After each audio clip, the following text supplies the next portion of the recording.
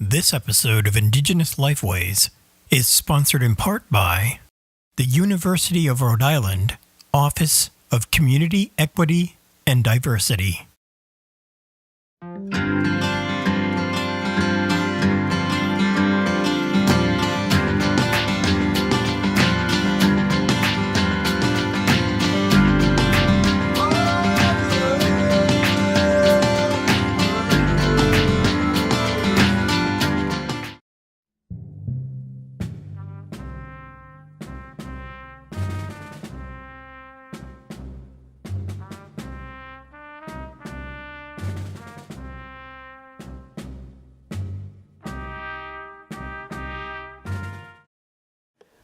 And all of these men came together as a band of brothers, and it was a very fluid time. Regiments were moving in and out of the Army all the time in different areas, but they served with distinction in the Battle of Rhode Island, at Monmouth, New Jersey, at Red Bank, and at Pines Bridge, where their leaders were killed, unfortunately, and also in Yorktown, in the final victory of the Revolutionary War.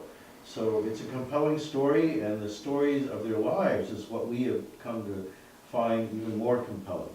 And these men who enlisted, given the opportunity to serve 3 years and earn their freedom, enlisted and did earn their freedom, but they did not earn the liberties that were spoken of in the Declaration of Independence, in which all of the citizens of the United States expected to be given to them.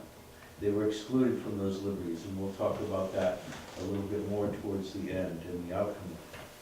So the origins of the 1st Rhode Island Regiment really came about with the formation of the Kentish Guard.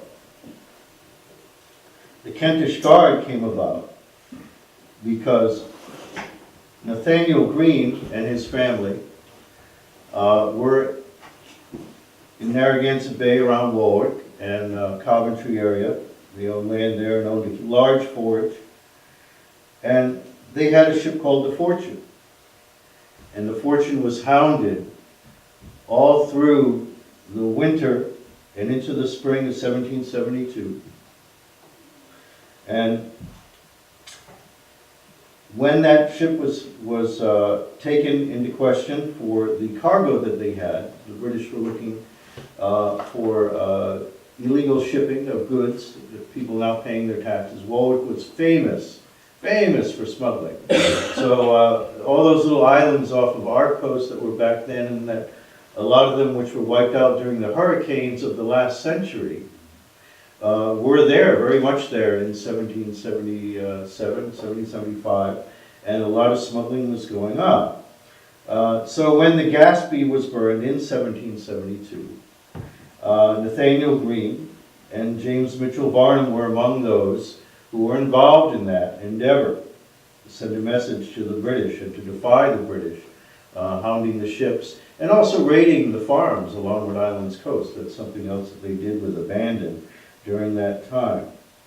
So they began the Kentish Guard, meeting clandestinely at a tavern called the Bunch of Grapes in East Greenwich, and then mustering on the town common, and eventually this would be a recognized guard, a recognized company, and they were authorized in May of 1775 as the Army of Observation was being formed, leading up to the outbreak of the Revolutionary War. But of those heroes remembered from Rhode Island who served in the Revolutionary War, we find the most compelling to be that story of the 1st Rhode Island Regiment, and as it was formed. And as we said, it was an amalgamation of poor white laborers, free blacks, indigenous peoples, and manumitted slaves.